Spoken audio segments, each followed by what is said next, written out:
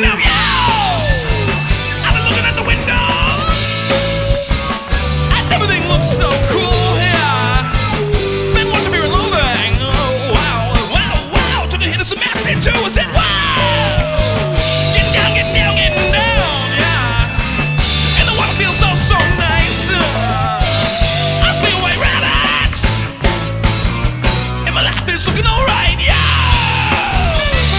Am I here? Am I not? Am I here? Am I not? Am I here? Am I not? What?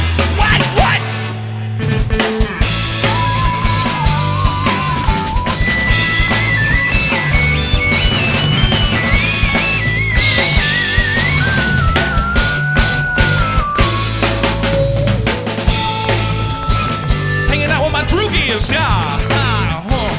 And the milk goes down so sweet. Well, I'm in an ultra violence. Well, how about a little bit of me? Get down with my gang now. What? Son? Lay down with my eyes peeled back. Negativity's against me. Now it's me who's under attack. I said no. Am I here? Am I not? When I'm looking at the clock, work on to the left of the right. Hate the feeling, but I love it a lot. I said nah.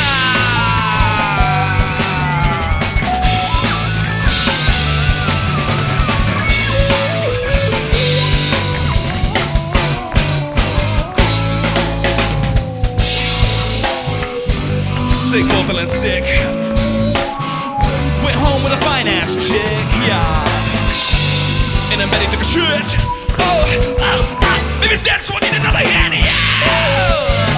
It's such a perfect day, yeah. So on this rug I lay down like it's my grave. Said no more spotted trains, no. Am I here? Am I not? Am I here? Am I not? Am I here? Am I not? What? Wow. All right.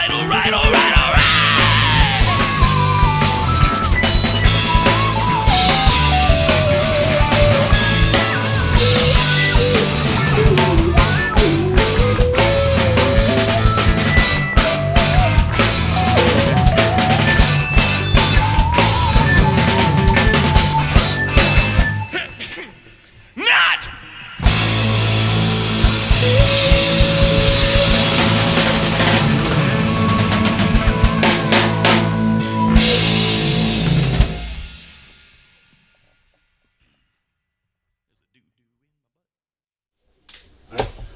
Welcome to Audio Carnage Podcast. We're here with Strong Work. Guys, go ahead and real quick give yourself a quick introduction to everybody, all the viewers.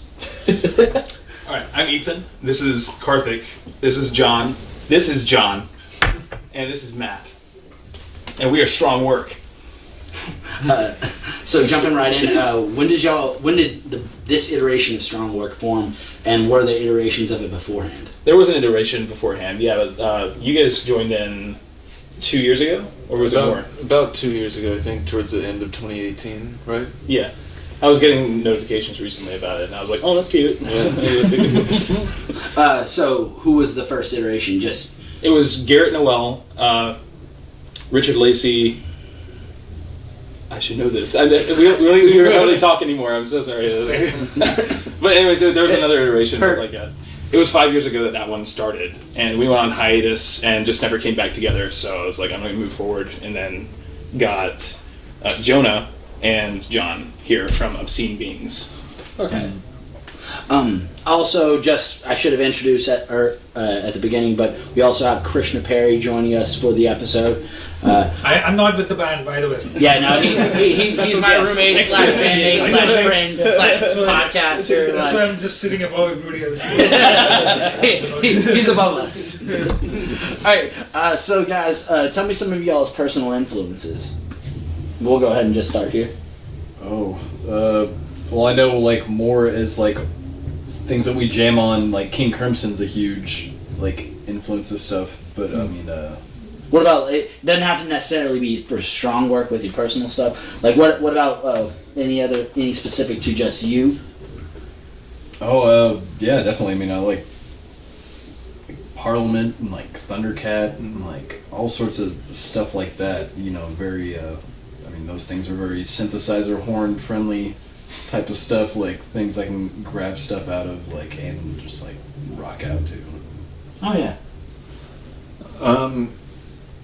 Originally, it was Rush that got me into playing bass. I used to be a drummer, and then I became a huge Rush fan, which led me down a fucking rabbit hole of all sorts of different, bands that inspired those bands. Then you find Dream Theater. We were just talking about that. Like Karthik was just telling me that you're a huge Rush fan, and that's one of the first prog bands that I ever heard. So I'm a total Rush fanboy. It's a great. Some people find it obnoxious, but I'm like, you know what? I don't care. Yeah, they're just good. They're just good. They're just good. It's a good Jonathan will introduction. never listen to them, but they're just good. It's not that I won't listen to it.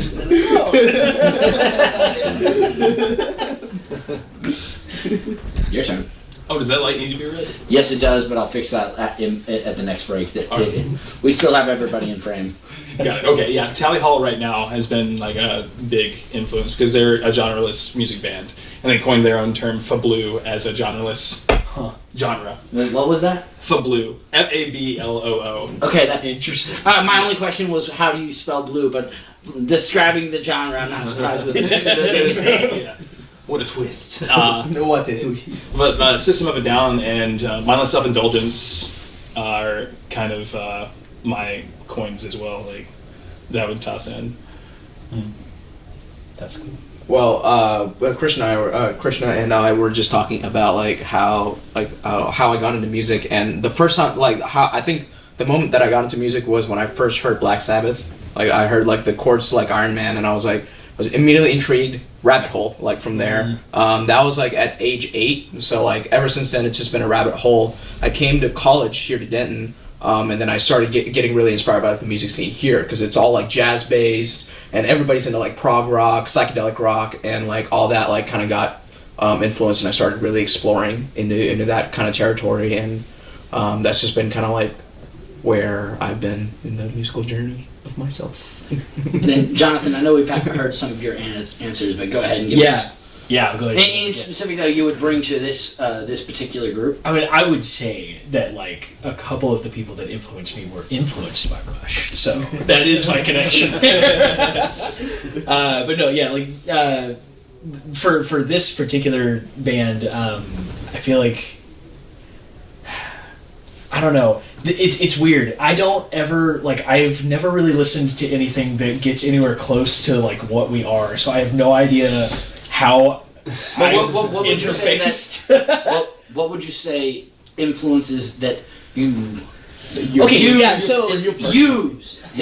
when listening, even though you don't have something that you would say that reminds you of this? What would you say are the ones that you the styles that kind of push towards that direction? I would say it's more of kind of the approach to music of certain people has been what's helped me jump into a lot of different projects. So the two drummers that really come to mind are Matt Garska and Benny Greb, because those two guys, especially Matt Garska, Benny Greb is just really solid in the funk the realm. And so, I take a lot of just kind of my feel and groove from him, but then Matt's versatility and just kind of all the different projects that he's in and how he plays musically to each group that he's in, while still remaining personally consistent all the way throughout, has really inspired me to try and figure out and just jump into tons of different musical scenarios and figure out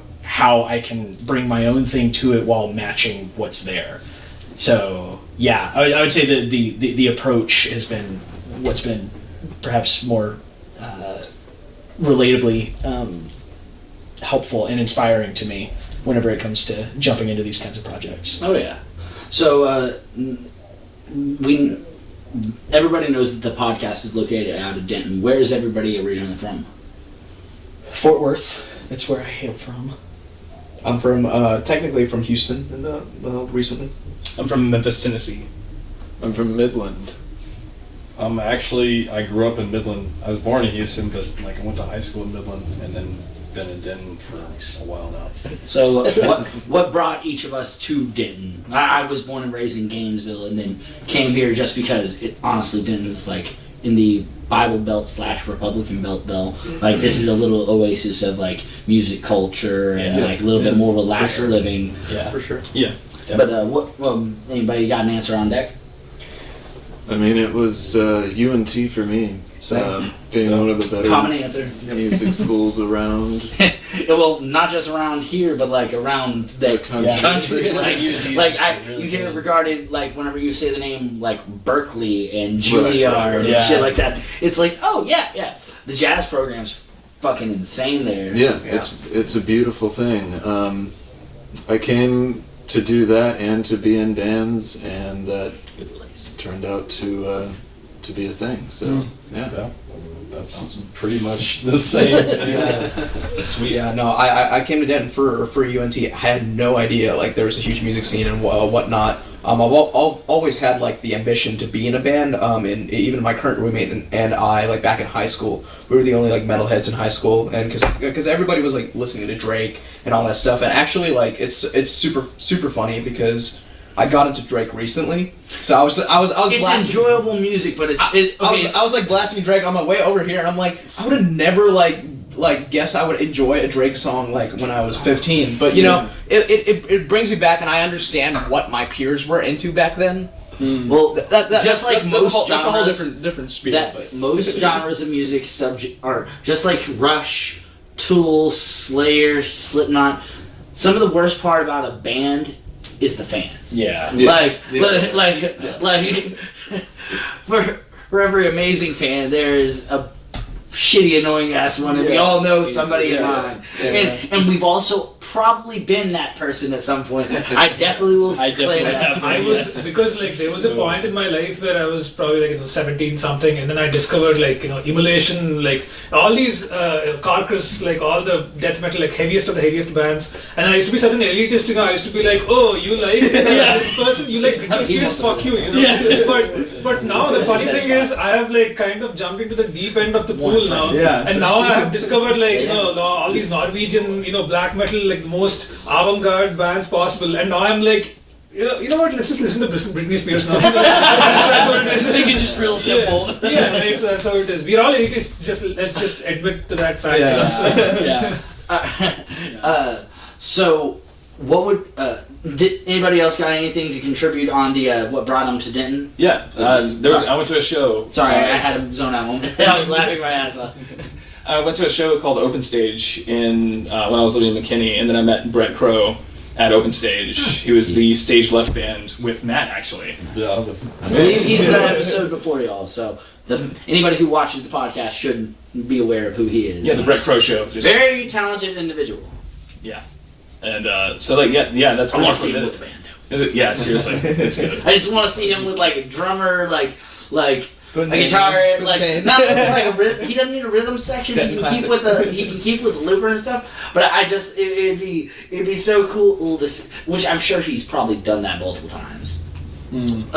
Sorry to cut you off. No sweat. That's fun. Yeah, that's pretty much it. It's like I started living with him here in Denton, and then just like grew from there. Like I met a lot of really decent musicians in Denton. He's also the person who got y'all, who recommended y'all. I asked him for if he knew anybody. He gave me like a list, and I'm like, okay, well, I'm gonna go down this list. You're set for months. Yeah, that's cool. Yeah, well, also that's a cool thing about him is the fact that he really promotes like local music. Like he's all like whenever I asked him if there was any artist that he wanted to shout out at the end and everything, he had like this person. That's cool. There's a lot of people who work within the scene that really really push the local scene. Like you see him at every show, and it's like Craig Meinhardt, for example. That motherfucker's at every show for some reason. If you don't know who he is, he's the vocalist for Silver Tongue Devil and also Warlord Radio host. But that motherfucker is so about pushing all the all the talent that's around here. He's like the Scotian of Denton scene. Like he's in every single interview. Like he's there always. You know. So and also he's got a lot of things moving, and he's getting some success, and it's nice to see somebody who's worked his ass off get success. Yeah, that's right. Favorite local venue. I know that 2020's kind of ruined things, so we're going to push this into the it can be in Denton of all time or also in Dallas of all time because we've lost a lot of venues due to COVID and also just financial shit. But I'm gonna throw mine out there, Abbey Underground. I love and miss that. That's one of my favorite. But anybody got that one they want to throw out? I like Rubber Gloves. Phenomenal. Rubber Gloves is very solid. Yeah. I was so happy when they came back. Yeah. Mine's gotta be Andy's. Andy's is killer. That was really nice because I played half of the show that day, but that was about the time when I had to leave to the East Coast. But then for one half of the show, I played, and then the sound was amazing that day. Even the crowd was nice, and then that has to be one of the best shows in Denton. All of DFW. I don't know if you have any questions. That was a fun show. Yeah, that was a good show. That's very cool. Yeah, my answer last time, I'm gonna have to keep it the same. Is and they only played one, they only had one show, and then COVID happened. But Art Barn was genuinely one of the most pleasant, well run house venue shows that I had ever been to. It's because and the reason why it's in Denton. I do add the subtext. We can do a house venue / because usually I have that on the list, but we can go ahead and knock it out now. Nice. But you can be actual venue / house venue. Nice. Okay. Yeah. But in that case, I will have to change my. No. You already answered. You one of them, the actual venue, and you can say house venue. I usually loop around back to the question, but I'd rather just ask it now. Yeah.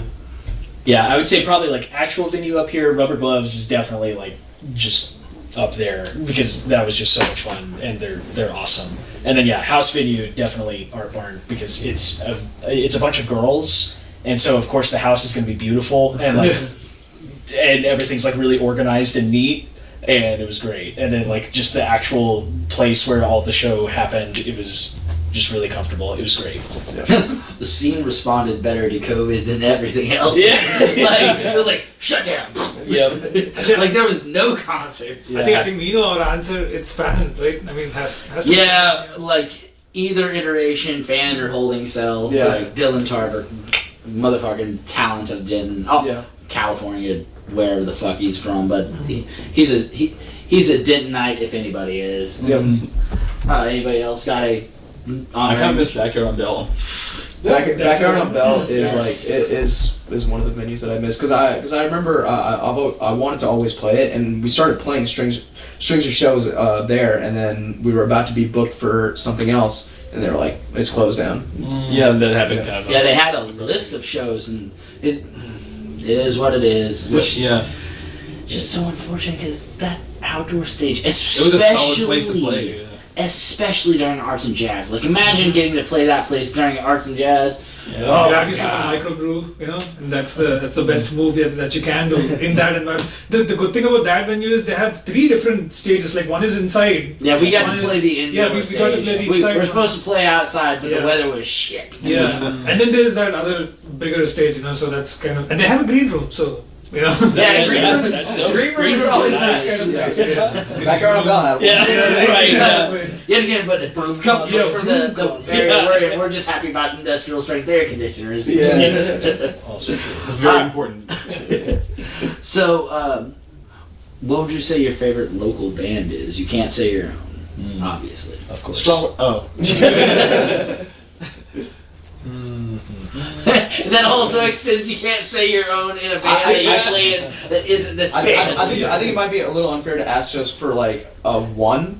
But I'll say maybe a few. 3. We'll say 3. Cool. We'll say 3. Cool. Well, Karthik. You're pushing for more limits. Let's go. I generally love Puntain.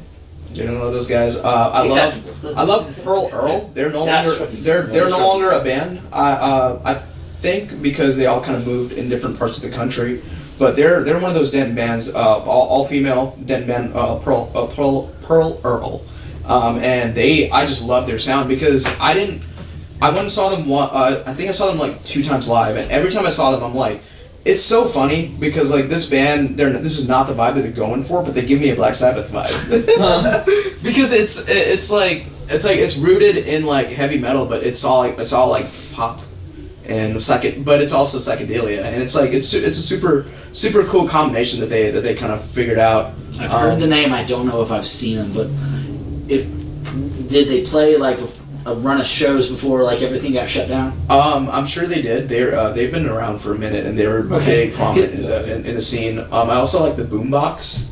Yeah, I love the Boombox. Like the original lineup of the Boombox. I remember seeing them at Jago House, and like I just remember being blown away because they had like the keys, they had the horns, they had the vocalist that was rapping, but then like they would like really lay down some R&B grooves every now and then, and it was a cool, very inspirational moment for sure. That's awesome. So one of my favorite bands is Nigma, who's been and they bring the energy, like, and I'm all about performance, like, and they sound fucking good. So like, well, they will be on season 2 with y'all. So. Yeah. Oh, cool. Yeah, they're episode 4. They're the first one at this house, and y'all got to see this little sneak. Actually, I think everybody who would. Like, a lot of people have gotten to see that episode now, but it's okay.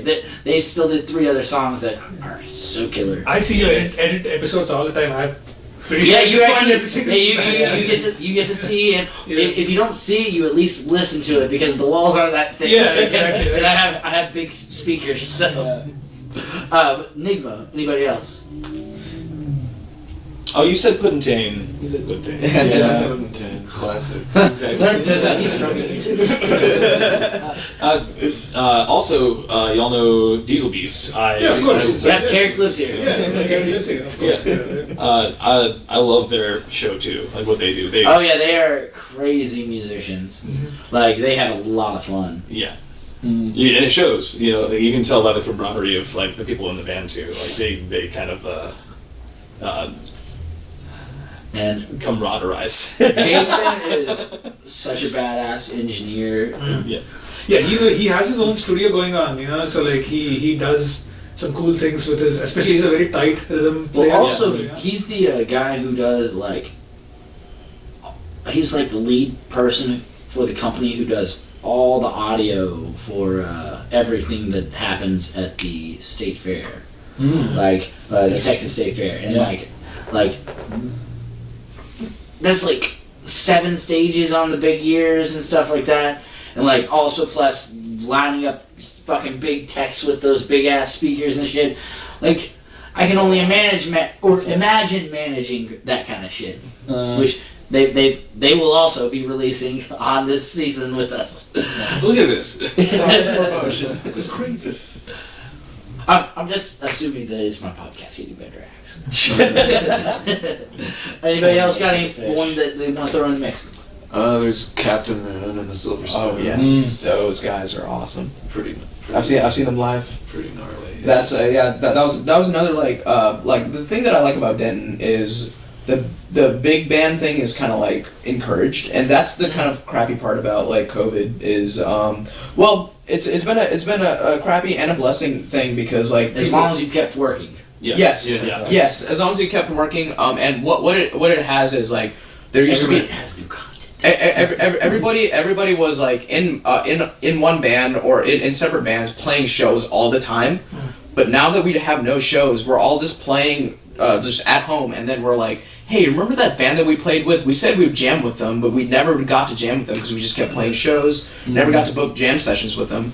You get and you jam, and you're like, y'all should just join this band. We should just be a giant band. And like that's how like Strong Word kind of came through, and like that's how like a lot of like Captain Moon is like just like UNT jazz students just being like, we should just be a giant band because we all have like a voice to contribute. So when you put a bunch of voices into a band and it becomes like a big thing, that's how you get people to dance, and that's how you get people to listen to your music and like really enjoy it and have a bunch of like just groovy moments, you know. That's kind of a very incestuous relationship that. Oh yeah. Oh yeah. But in a good way. This is a good kind of incest. Yeah, no, that's how the musician it's human. community works. It's human Question, connection. are you from Alabama? I wish. All right, guys. So the alarm means that it's time to move on to the break. So first song was, and do y'all have any notes that we want to hear about the first song that we heard? The first song is Fear and Clock Spotting, and it's Fear and Loathing in Las Vegas, A Clockwork Orange, and Train Spotting put together in a title. But it's just running through the story of someone taking acid and watching all 3 movies back to back to back. Oh my god. And thinking that he is the people inside. So the music video is Sounds set like up already. a biography. It's an autobiography. Well, yeah, so the music videos are very set up. All right, so it was Fear and Clock Spotting? Yeah. Okay, and then song 2 is what? What do we play second? Did we play Grow Up? Grow Up. Yeah, we went to Grow Up. Yeah, that's right. Because we released that last month, so we were like, we're gonna do this like first. So. Okay, any notes y'all want to add on that one? It's been like honestly that's been one of the songs that I've been able to personally relate to recently. Just like I'll throw it on in the car. I'll be like driving to work and like the beginning of the song is like I wake up in the morning, grab a cup of coffee, and then it's like yep, Yogurt. do that again. Really my life. By the time I'm done with this, I'll know every lyric to every line. Yeah, I'm sure. Well, it goes from the birth to death. On Yeah. That. The storyline behind that. Over and over and over. Yeah, the beginning is so crazy. It goes from the being like really slow tempoed, and then Tell them about the origin of like how you got that riff, if you want to. Oh yeah, no, the origin of that. That's the first song that Adult Swim ever played on when they aired. Don't let me cut right after you.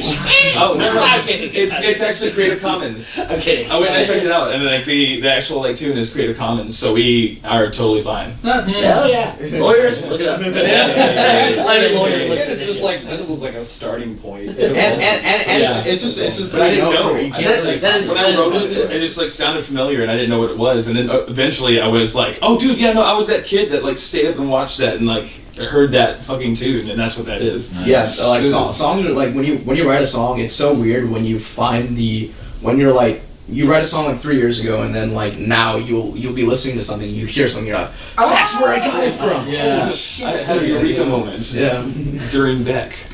All right, so we are going to grow up. This is Strong Work. We will be back.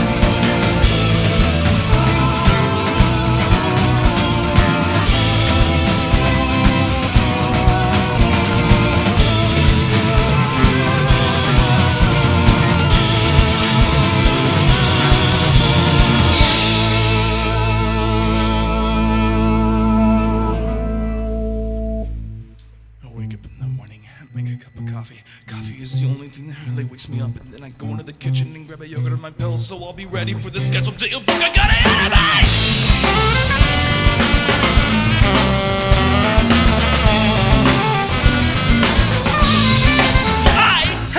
Get into my car and eat my yogurt with my pillow while I am driving, so that when I get to work I can begin, and all the paperwork my boss has left for me to finish up till I'm done, and then I leave and get into my car again.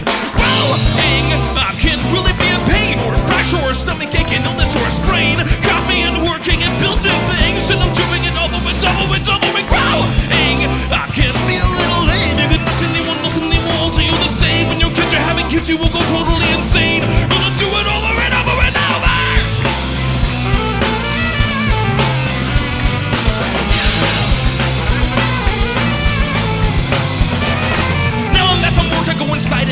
over to the kitchen, grab a beer to the fridge, and then you will just find me sitting with a TV on the couch, and then I usually get a feeling in my belly just to rumble and rumble on.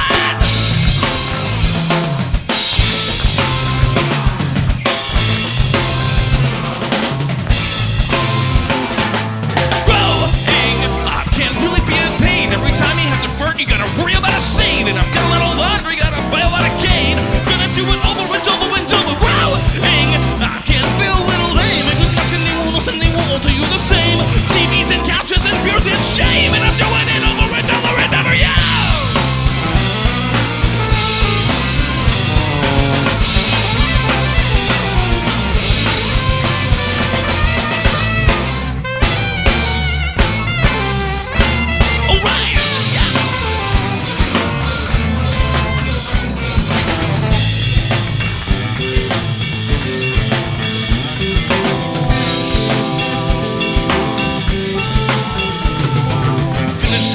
For the day, so now I gotta go outside. And now I'm waving at the strangers, but they don't ever reply. So now I'm feeling kinda lonely, and I gotta go inside into my pillow where I cry. Get up from my bed, I decide to buy the ticket and ride. I'm not a grown up anymore. Whoever told you that shit lied? You're gonna buy a new Corvette, go through the races, make a bet. I really wanna buy a boat or check my bank account, I'm broke. Man, life crisis really is a shame. Spending money like the tub of water going down the drain with the women and travel and cars and things. Doing it over and over and over and growling. I can't feel a little lame. You're the nothing they will, and they won't do you the same. TVs and couches and beers and shame. And I'm doing it over and over and over and growling. I can fucking suck my dick, even though the doctor says it's just a little prick, telling me that this won't even hurt a little bit. And I know my life is over, it's over, it's over. It's over, it's over, it's over, it's over, it's over, it's over, it's over, it's over, it's over, it's over, it's over, and oh God, God, God, God, God, God, God, God, God, yeah.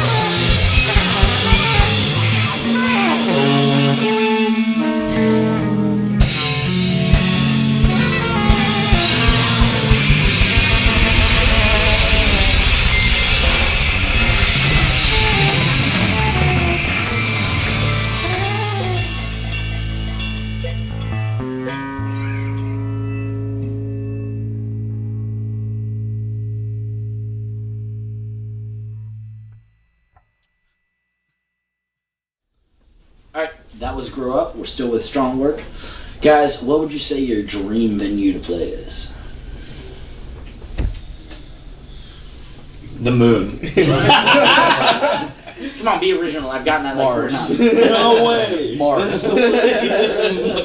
Nah, I'm going all the way. Let's go to Pluto. It is a planet! See, you guys are not prog enough, okay? You have to play in the 9th dimension while the sun is just barely reflecting on you. Playing the quadratic formula. Yeah, exactly. Like, if you're not playing in Fibonacci series, are you prog? Come on. Wow. There's that elitism. I know. Let me raise my chair a little bit more, you know, so... Yeah, when you're Prague elitism belt. Yeah, exactly. Oh, yeah. Alright, but seriously, yeah, anybody got anything? Red Rocks would be... I was actually about to say Red Rocks would be really cool. And if, I mean, like, you know, Madison Square Garden would be Dude, I've gotten that dude, one. I was just thinking of like, dude, Madison Square Garden is like every like big like musician's like goal. Yeah. Like Question. Alright, like that's like a giant goal. Monkey's Paw question. You get to play Madison Square Garden. Hey, Sam. What's happening? Sam's in over in the house. On the podcast right now. So the Monkey's Paw question. Madison, also Carrie Coleman. Right. How's it going, everybody? But so you get to play Madison Square Garden, but there's 3 people in it. Would you do it? Yeah, because I would just take pictures and make it look like a freaking million Photoshop Yeah, other people. like lighting experts. Yeah. One of those people is Bernie Sanders just like sitting. In the Exactly. That's The other guy's Keanu Reeves eating a sandwich. Exactly. Yeah, just to play that stage. Alright. Yeah, being on that stage. Being on that stage would just be fun. Yeah, it'd be awesome. I was going down a rabbit hole. I don't need to stay on that one. I was thinking like open up for ISIS cover band. No. All right. So what? No, not that one yet. What would you say your favorite instrument brand is? Instrument brand. Brand for It could be just across the board. I love my Gretsch guitar. Your guys' guitar is so pretty. It is so pretty. Yeah, I really like it. I mean, I really like Fender. nothing wrong with that. I grew up on Fender. I might be getting another Fender. Nice, yeah. Can't I think go wrong. my favorite across the board would be Meinl cymbals. Their commitment to just being creative and pushing development of cymbals forward is awesome. Like they still, I'm such a fanboy. You breathe, man. I think that's actually the thing. You have to like. I'm gonna compare the scenes. Hopefully, they're like. I'm pretty sure they're just gonna be like the same action, same breath tone, back to back. Yep. Yeah. Meinl all the way. Guys, chord keyboards. Like can't go wrong with. I've had a bunch of chord keyboards. I used one in this band, and like, they're a classic for a reason. Yeah. Yeah. That's awesome. I don't like. I'm not necessarily like somebody that has multiple like instruments that I rely on, but my Epiphone Les Paul that I got like 5, 6 years ago now has just been like really nice. Like no issues. Isn't it really weird that Epiphone is doing much better than Gibson? You know, so it's interesting. It actually happened a couple years ago where like they kind of switched where people were like, you know what, Epiphone's like awesome. Gibson is like really lacking. Yeah. I even so I used to go to the International Guitar Festival here in here in Dallas that happened every year, and I went to the new Gibson booth. This is when like Mark Ignacy had taken over for Gibson. Just before the whole shit happened with Gibson's marketing. Literally right before all that happened, I actually went to the International Guitar Festival. He was there on the floor, and I went up to him. I was like, "Yo, what's up?" Like I've seen you on the internet a bunch of times, and he talked to me. He was like, "Hey, you should go check out the Gibsons." I was like, "Will do, man." And I like sat down with like a nice Les Paul with a P90 on it. I was like, "This is like every like big like blues rock guitarist's like dream to like play." And I started playing. And I'm like. It's like it was like man, it's like one of those like don't meet your like idol guitar things, because it's like yes, this has a cool tone, yes, this has a thing, but I would never be able to perform with it live or like do a nice studio take with it live, because it just like I'm most comfortable with my guitar. But like when a guitar has a similar like setup, like Eric's like SG in his studio, like in real time audio, like the SG that he has, like that's a great guitar. I wish it was set up, but like when it's like set up, it's like nice.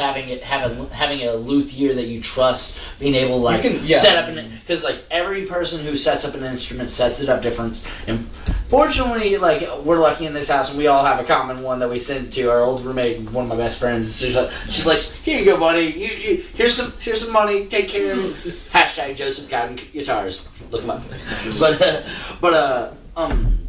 Like every instrument I have played on some like super high end guitars, and I'm just like, this is a $4,000 guitar. Like the nut needs to be lowered. Like intonation feels off. Like come on, guys. It's at that point it's about like the image and whatever it's connected to. If it's like a signature model, it's like that's the guitar that guy likes to play, and if you want to play it, you can, but you might not like it, you know. It's almost like meeting someone like, I don't know, Scarlett Johansson, and she just like farts in your face. I was expecting. Hold on, I didn't need to hear your wish list.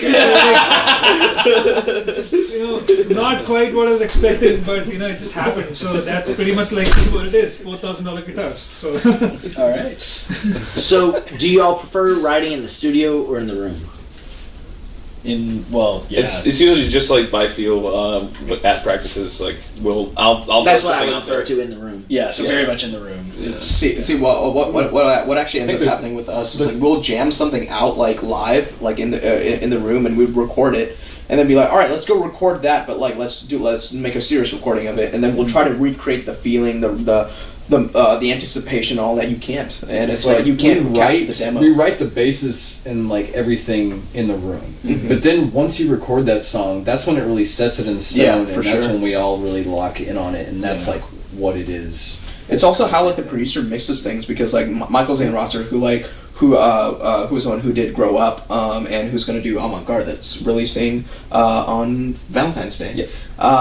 But the way he'll do it is like he'll be like, all right, do your thing, and then he'll mix it, and then we'll either cut out portions or we'll like go in and do like a lick or something, and then we'll take that recording, we'll take that concept, like we play Grow Up, where like Matt plays certain solos, John plays a solo, and like we take turns like jumbling around, and we figured that out in the studio.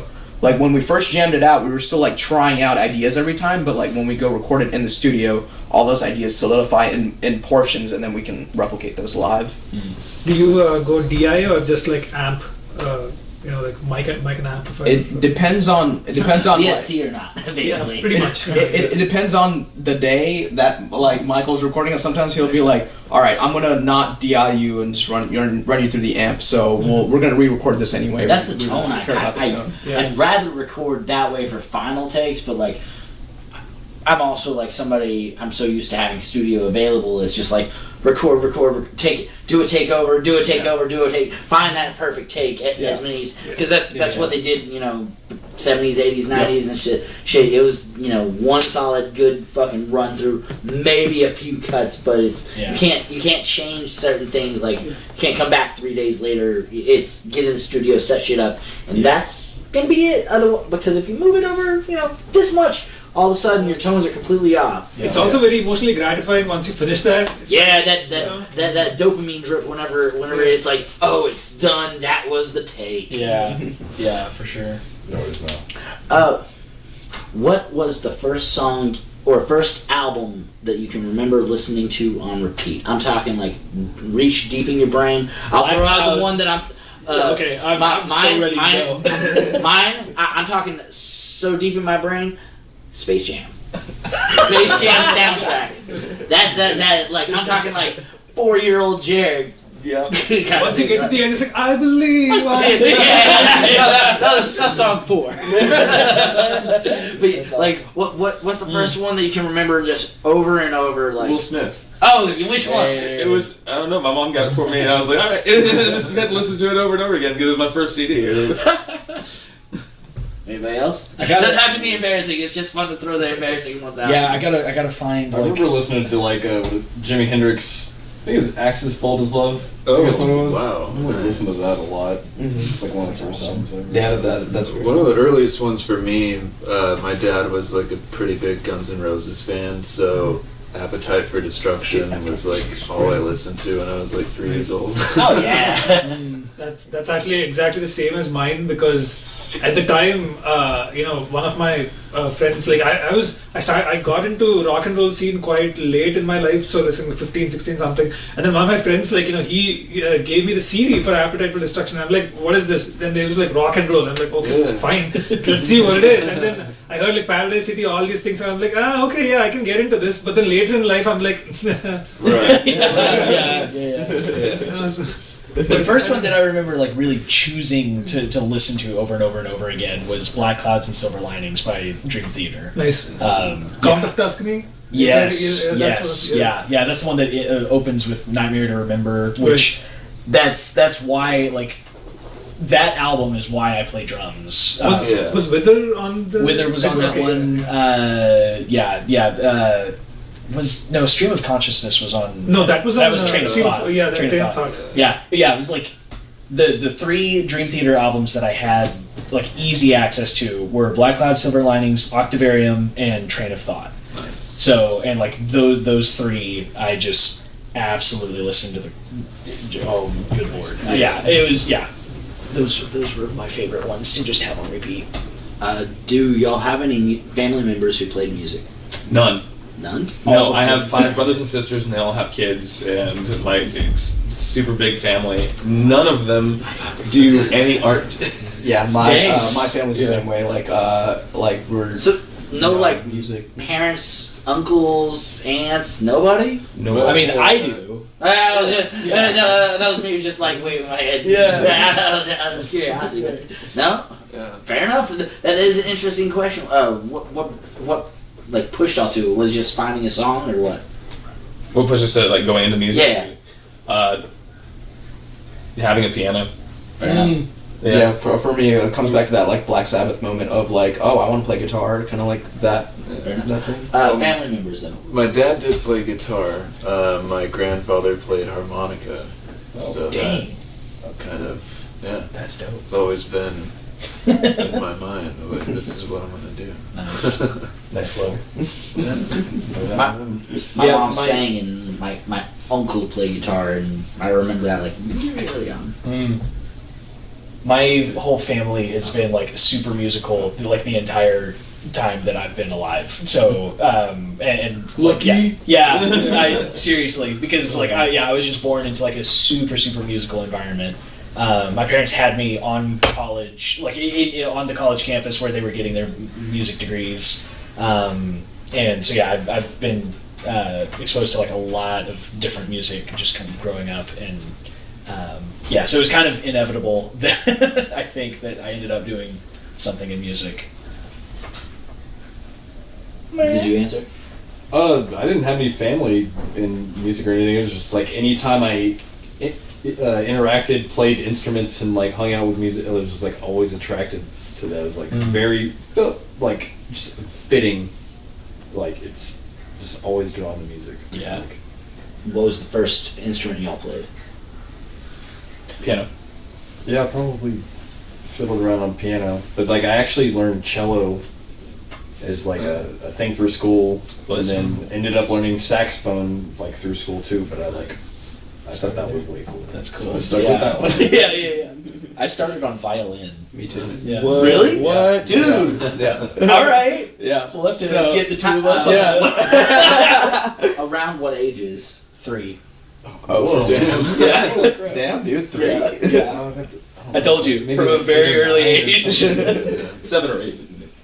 I played trumpet until about 6th, 7th grade, and then I actually played drums until around the time I graduated. Then I started taking bass more seriously. That's cool.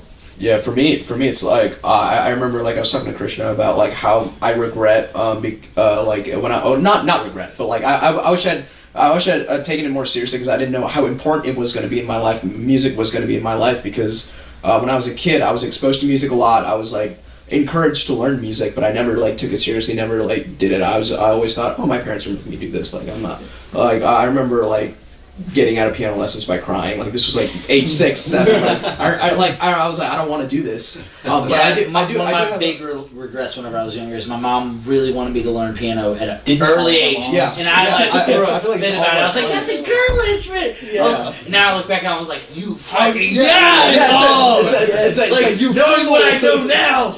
Oh, because at that age, you associate guitar to be something like a powerful thing on stage, blah blah blah. But now it's like, you know what? I just want to play. I wanted to do guitar lessons. Yeah. And I want to know what music come on. is. Yeah, exactly. Like, Granted, like my family was very like country oriented. Like I didn't get a lot of like I had to force myself to find those crazy ass musicians that I really like. And there's some people that like Don Henley and fucking Charlie Daniels and like some of that shit like that stuff's burned in my brain, and like that's some good musicianship. Definitely. But also for every one of those, there's like fucking bro country. 30,000 Brooks and Dunn / Garth Brooks songs, which some of those are really good. But you know what I'm saying, the stadium country, which I lost interest in. Yeah. But like there's something about like I lost my train of thought. All right, so guys, what musicians do you admire?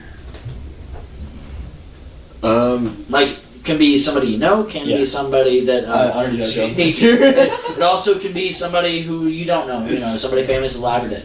Yeah. I mean, as far as like inspiring my playing goes, there's Chris Squire from Yes, obviously Geddy Lee, recently Paul McCartney. Well, you want to talk about somebody who has a very large discography? Yes, yeah. Like only challenged by Trent Reznor and shit like that. Come on, guys. Musicians you admire. This should be an easy one. For me, it's these guys and like the people that I work with. All right, get their dicks out of each other. Get your dick out of each other. Like we have a serious question. That question's a little bit later. That's. Yeah, I mean, all the other bandmates that are not these people then, that are in these bands that I get to work with all the time. They're inspiring. They are. Like, being able to move forward in this terrible time has been like fucking great to see. It's nice. For sure. Well, finding people who are able to stay working through like this kind of shit, like it's been a little bit of a task to find bands that are like active, right? Like I reach out and like a regular answer I get is like, "Oh yeah, but we haven't been practicing like 9 months," and I get it, but like you should be able to play your tunes and shit like that. Yeah. Everybody has their tunes and like send shit back and forth or whatever. Yeah. Like there is a way to keep going with this stuff, Exactly. and also like it is what it is. Like fucking the world's on fire. So, Yeah. I like yours.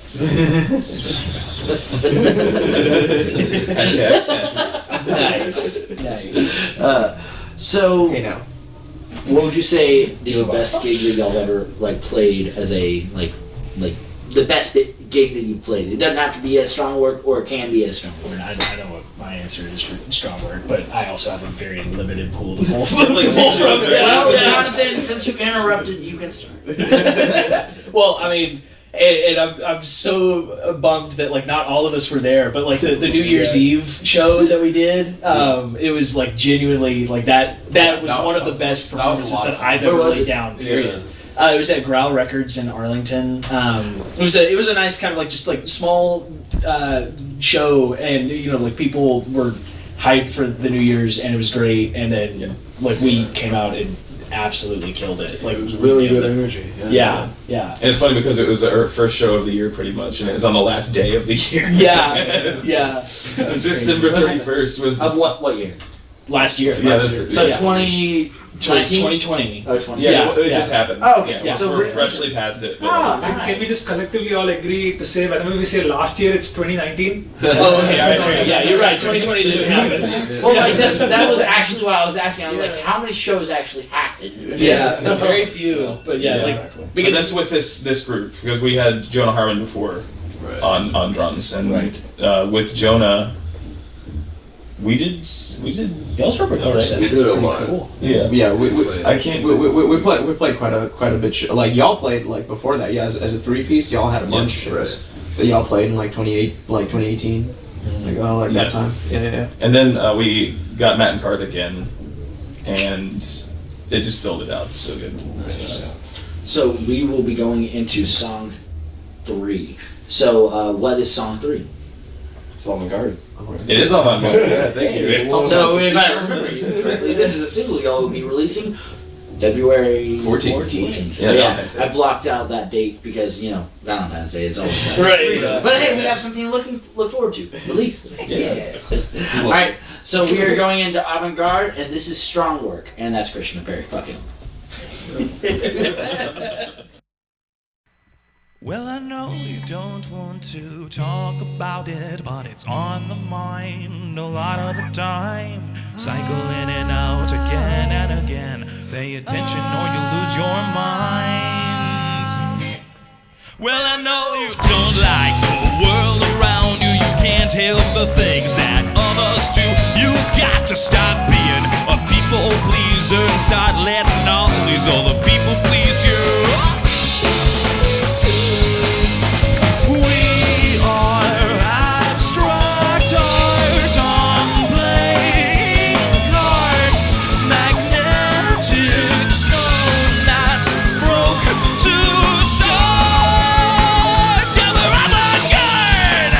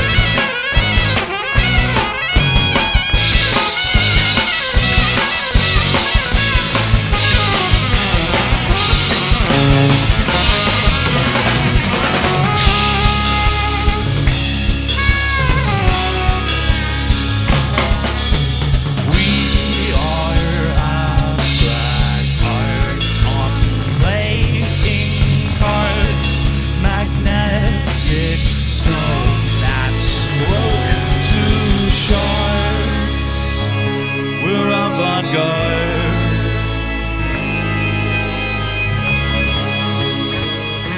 We're avant-garde.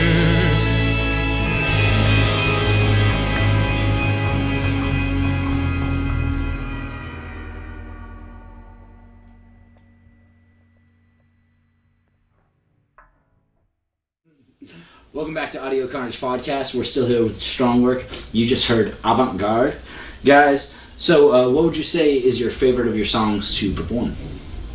You recently asked this question, and I was like, all. Yeah, for real, they're all really cool. In My Mind is really fun. It's all over the place. It's a pretty fun one, especially for me. I get to do a lot of weird keyboard stuff for that one. Yeah, you do. Yeah, I could take We a love big the weird solo. keyboard shit. I love the saxophone stuff. Yeah, dude. Yeah, I would. I think my favorite is probably Fear and Clock Spotting. Yeah. Just because that one's like frenetic and nuts the whole time, and there's like a lot of really fun drum stuff in that one. I like avant-garde. We also have a song called Kamehameha. That one's just... Is it over 9,000? It does go over 9,000. We definitely send it for sure. Very classic sound for us. That and Zombocalypse. That one's always fun to play. That's fun. Yeah. So do y'all have any favorite like media to consume? Books, shows, movies? We have a YouTube channel right now. If you go to youtube.com. Hold on, that's a promotion for Are you talking about what we consumption. personally that we actually Consumption. consume? What do you like to consume? Oh, corn. Now I know more about your dietary snacks than I wanted. Dude, that just threw me like. Shows, TV shows, movies, books, any stuff that you enjoy reading, watching, or entertaining yourself. Video games, that kind of stuff. I am listening through the Harry Potter series for the first time ever. Like, Ooh, this is my that- first time. As an adult, I can As an imagine adult, how that yeah. is. Like, It's really interesting. Like, I've been thinking about doing a rewatch on the movies because I haven't seen them since I was a I little kid. recently did. I recently watched Yeah. all Nice. the Harry Potter movies. I'm waiting until I get all the way back, until I get through the books, and then I'll go and watch all the movies. Like, I just had zero exposure They to Harry did Potter. this fundraising thingy where it's like, I don't remember which publication or like which label it is, but then they got the original members of Harry Potter to recite the that's cool. books and certain screenplays and stuff like that. So each episode is probably like an hour and a half long or something, but it's worth it, So that's really cool. So you kind of get like a different perspective from the actors themselves. That little anecdotes that you might not have. I was drunk here. So, Yeah. yeah. So yeah, exactly. Yeah. Interesting. That was Daniel Radcliffe at 13. It's like I was drinking I tequila. was smashed. Yeah. I put my head inside. Yeah. Ass. Yeah. All right. So anything else that we want to shout out on shows, books, movies? I mean, I started Breaking Bad for the first time recently. Man, y'all are behind on some shit. Yeah. I watched that so long ago. Yeah. I haven't watched it either. I watched WandaVision for the first time. Yeah, how was that? The new episode last night made it better. Like the first two were a little slow, but last night's episode was like, okay, I see what you're doing. I don't know why they made the first two like that, because I feel like a general audience would watch it and be like, and not watch it again. I think what it is if you actually took all the episodes and put it as a single thing, Yeah. rather than watching it week after week and seeing like it pausing, like it would feel like the full narration. It wouldn't feel that out of place, but it felt you were like, what's going on? But It's just going to be a giant Marvel movie at the end of the day. WandaVision is just going to be like a 7-hour long Marvel movie. That's cool. so I normally ask if y'all have any shows coming up, but wait, do y'all? No, I don't think we have anything. COVID. So fuck, marry, kill your own band. I'm gonna fuck Matt all day. He's been thinking. Any day of the week. Honestly, it sounds like you should marry at this point. Probably have to kill Jonathan. Dang, I was gonna say I was gonna marry you, dude. Hey, you can't change it. No take backs. If You can only do one. I'm But sorry. if you kill him, then you get to be black metal. Yeah. So. Dang. Who you gonna kill? Well, he's gonna kill me. Your eyeball. No. Well, even Ethan's already married, so he's got. I was gonna marry John anyway, so I think this. Let's be honest, band marriages are way I more wasn't important than married, John, and now I'm dead. So. Alright. Your turn. Fuck, man, kill your own band. Oh God. Yeah. Take a good look. I've been betrayed. I gotta kill somebody? It's unfortunate. I mean, you could marry him twice and make them kill themselves. Ooh, dang. Damn. Wait, you kill the person you marry? It's like kind of avoiding that, and then you're just fucking someone? No, yeah. You at least get the insurance. No, you got to kill somebody. That's part of the decision. I'm gonna just kill myself. Well, I understand that, but that's not allowed. Yeah, that's the authentic Kurt Cobain experience. Right, yeah, it's like, fuck me, I'm gonna kill me too, and Definitely not gonna marry, so I'm already married. He's gonna bullet. So, let's see. Mary John. Yeah. John's popular. Yeah, John is popular. you can really settle down with John. Wrong hand. Oh God, it's happening so quick. Kill Karthik. Yes, the other lead player I just take all the leads. Yeah. You really know it's Karthik. Yeah, stop. Yeah. Like, you know it's all Fuck Ethan. That makes sense. Yeah, it does. Ethan? It's good. I would fuck John, I would marry Karthik, and I would kill Matt. Yes. Nice. Karthik. I would marry John. I would. Dang, John. Yeah. Family. Wife was get a little harem at the end of this. I'd fuck more.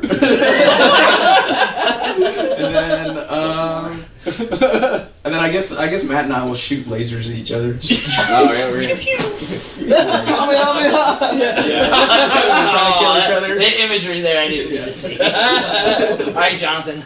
Alright, well, I was gonna marry John, but Not too late. you married him. Marriage. Now I'm gonna kill John. The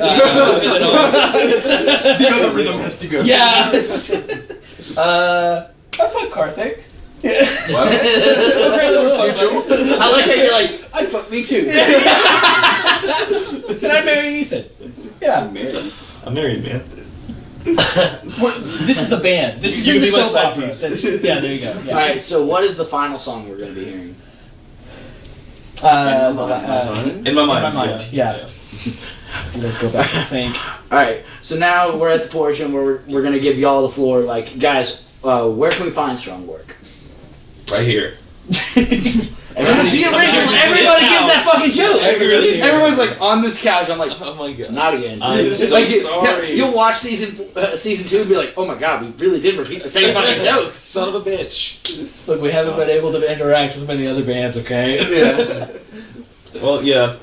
You can find us in Denton right now. Well, I mean, That's YouTube. We're pretty. Oh, yeah. Yeah, YouTube, Facebook. Last time I got yelled at when I said my YouTube channels. No, I said later. Alright, so the YouTube channel is Yeah, youtube.com. yelled at him. Clearly, I married him. There you go, yes.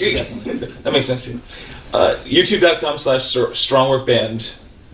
And on all other platforms. So Facebook, Strong Work. Instagram, Yeah. Twitter. Yeah, it's all the same. Spotify and all streaming We have a services. Twitch as well that we're gonna do live streams on sometime. So, and we know that y'all have a single coming out on the 14th. Anything else big coming out for y'all?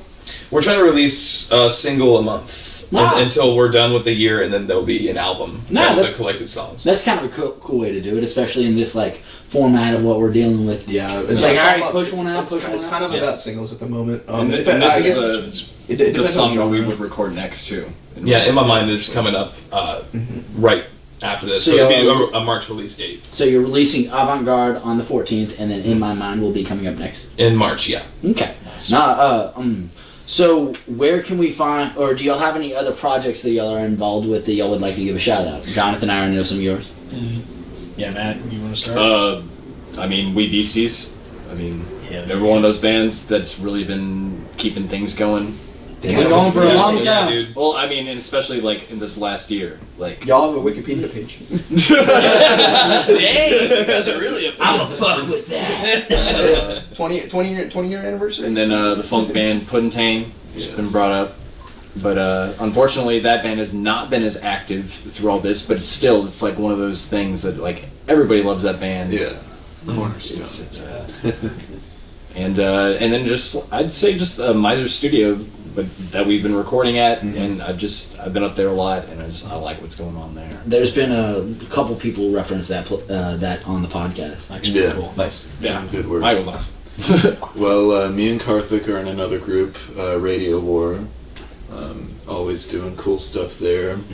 I'm in Obscene Beings, but same thing. We haven't been that active. We lost our drummer, so kind of Like lost him in the woods or he died. lost him in the woods. Okay, this is somewhere. of Tennessee.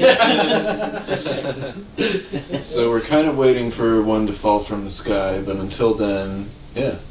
And they will happen. Which also drummers like Jonathan will be feared for his life with this one. Like if you kill like 3 drummers, you kill the scene in there. Yeah, exactly. Yeah. Hostile takeover. The only one that I'm working on besides Strong Work, because I'm pretty much like 24/7 working on a Strong Work show. Strong Work. Yeah, thanks. Brett Crow's album that he's releasing soon. I'm going to be doing some vocals on the tracks on there. So that's going to be. I believe he will be the one right before. That's cool. Oh, cool. Well, that's another thing I should have shouted out. At Miser Studio, I've been working with Brett on that album that he's talking about. Yeah, he mentioned that you were going to be There's here. no, Yeah, with a lot of heavy hitters. We don't have a there's, release- Really, we don't have really a release cool date on it musicians yet, coming but, through to like make it sound real good. Like Brett's getting a really cool thing out of I don't know what that is. We'll see what Brett Crow. I'll cut this. Ace! Shut the fuck up! Opens the door. I fucking told him not to knock. I'm sorry about that. It's okay. Oh, wait. Sorry. That's all good. You're fucking Christ. And cut. So, Brett Crow, you've been working with Brett Crow at Miser Studios, and then also you're going to be doing vocals on his next upcoming tracks and stuff. Yeah, he has one track that I'm going to be doing my vocals on, and I'll write the material for it too. It's like the lyrics, lyric-wise. But strangely enough, it was before we recorded it. It was going to be a Wee Beastie song. And now it's turned into this and getting Ethan on it, and it's like it's funny how things like. Well, that's how music kind of works, and also especially in Denton.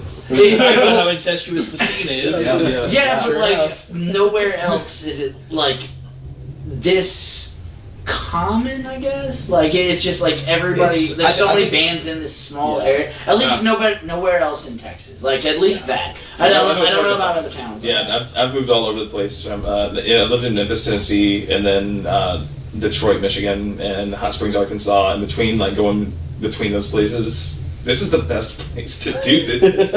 Everywhere else sucks. Sorry, everywhere else. Everywhere else. In case your apology to everywhere else. You're just not as good.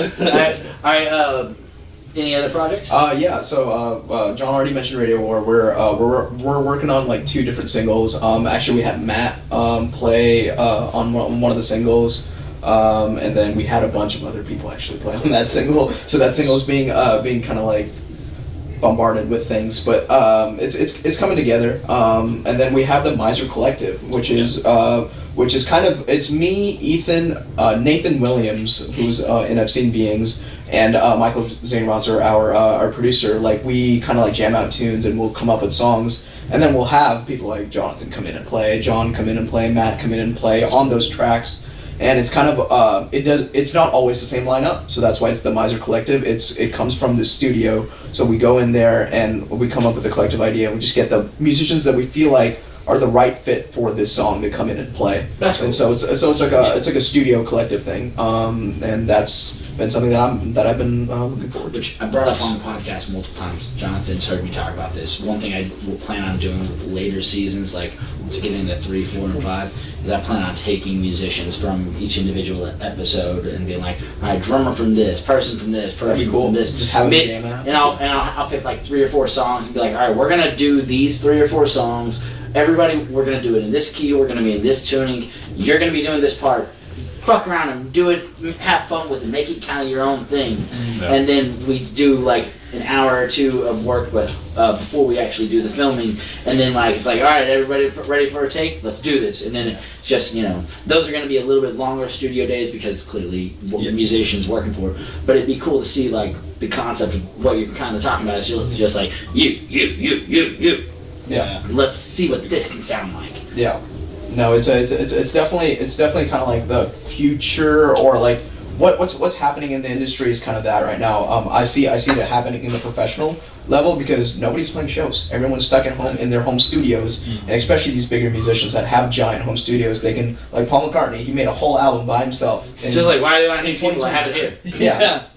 And that album sounds amazing. So if you like, since we live in the world where we can do that, I think that's kind of like where music's headed because we just can't go out and perform anymore. I mean, we have all the time. We'll eventually be able to, but right now it's a good thing to focus on. Yeah, it's a creative. Actually produce things that are gonna. It inspires you. It brings new connections. Brings different musicians together. Also, the other It's thing the way is to collaborate, right? The advantage is that like even though you're separated by countries or continents or something, bands still keep going on. Because people have gotten used to the concept of Zoom calls and all these things. So because earlier, I think Sixth was one of the bands that is like spread across a few countries, or I don't know who I'm thinking of, but then there were a few bands that used to live like that, but people used to be like, oh, how does this band function? But now it's becoming much more of it's much of not a stigma anymore. But also with I would say it's coming hand in hand with the more availability of the digital recording technology. Like getting an interface is not like you can get one on Craigslist for $20 if you really want to get one, or yours busts and it's like, I gotta get something done. Fuck it, I'll buy a cheap ass one, do this shit, fix it later, kind of thing. And that's not something that was always around now. Now it's wonderful that it's like, all right, well, hey, I tracked this out. Check this out. Do what you're gonna do with it. There's you can get multi-track recorders on your phone, and all you have to do is plug your headphones in. It does pretty good about latency. You can just turn off the monitoring, so there's no latency, and you can layer out tracks, and you can I make demos on my phone. Oh yeah, that's really cool. Yeah, it's awesome. Yeah, you just pull out an acoustic guitar and you can layer things up. Yeah, that's awesome. Yeah, and you can add reverb to it, and you can like mix it a little bit. So. Anybody got anything else that we want to shout out? Jonathan, what are project? I know Fiction Theory. What are the projects here? Yeah, so Fiction Theory, which was in season 1 of this. We actually just released our debut single everywhere on January 1st. That's Needle Pricks. Yeah, Needle Pricks. On my fingertips. You know the lyrics. Fiction Theory. And then the McGrath Project is another one that I'm in. We're kind of regularly releasing content as well. So talk to them about this also. Say what? Talk to them about this. About the McGrath Project? Yeah. Well, I mean they know. The McGrath Project is kind of like it's. What's your other guitarist's name? Jonathan McNair. Yeah. Okay. Yeah. Yeah. He and I are both in the McGrath Project, and we're really, really close to releasing our album, and that'll be coming out. I think it's set for March, so like that one feels really good to be close to a finish line with on that album because it's been like a year and a half in the making, and just like everything else, like COVID, made everything slow down quite a bit. But then we finally came back and like started wrapping up everything. So we're really, really close to having that one done, which will be awesome. And then, Lord willing, if the global pandemic situation is okay, then we've actually got a tour that's coming up late this year. So hopefully that'll give enough time for vaccines and all that kind of stuff to take effect. So yeah, that one's really as long cool. as everything works the way it's hopefully supposed to. Right. Yes. Yeah. As long as the world has a vaccine now, it's just about to roll out. Right. Yeah. And then people actually going and like getting it and all that kind of stuff.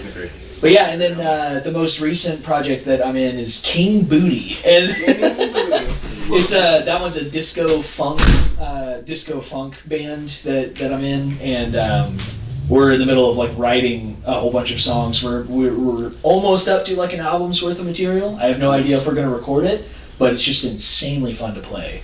It's the keyboardist from the McGrath Project. It's his project, and yeah, he just asked me to come on as the drummer, and Oh, dude, it's so much fun. We have like a full brass section. Like, you know, to have a saxophone is already sick, and then, you know, to have like a horn section, it's like, oh my god, we sound so good. Oh, I love that group. Yeah. Y'all's guitarist is pretty awesome too. Like he was, like the way like the instruments were like interconnecting. Yeah, he's pretty solid. He actually just got engaged. Nice. So Oh, yeah, cool. way to go him. So what's our final song? In my mind. Yeah. Yeah. Well, yeah, we said it a little bit earlier. Yeah, but no, now we're at the end of the now we are at podcast. we're at the end proper. And it goes like video interview. Yeah. We end on the up where people want to see this music. Yeah. So interesting this is in my mind, and this has been strong work, guys. Y'all got any other things that y'all want to shout out before we get out of here? Thank you for having us. The vibe in this place is fantastic. Yeah. I love what you do, and like I hope that all this stuff works out for you, man. I very much appreciate it, and you know I'm not gonna stop. So it's gonna be a lot of fun. Yeah, keep it going strong work, man. And like I said, if y'all have any like big bands y'all recommend, shoot them my way, then we'll get them on the books. I have like March and April available right now. Awesome. Okay. All right, guys. Stuff. Thank you very much. Y'all have a wonderful evening. Thank you. Bye. Last fucking bit.